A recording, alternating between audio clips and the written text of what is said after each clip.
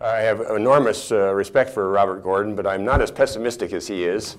I tend to be on the optimistic side as a person, and of course that comes through in my outlooks. But I'm often right, so it's not a bad deal.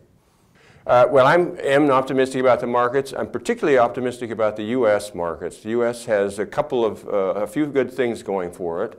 First, it has demographics. It has population growth and household growth that's just key for housing, the housing market. Well, there's many promising sectors currently.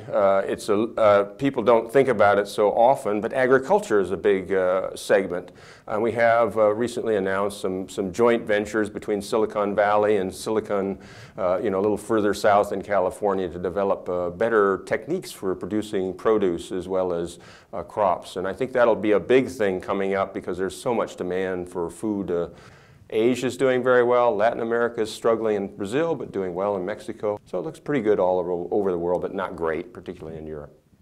I worry about the advertising area. We seem to think that these companies that do a little bit with social interaction and social media have enormous valuations. When you look at the total budget for advertising, it may imply a lot smaller valuation. Well, growth is very nice. I mean, with growth we have rising incomes and rising expectations, and of course that provides an incentive also for all of us to work harder. There's a lot of parts of the world that are quite wealthy.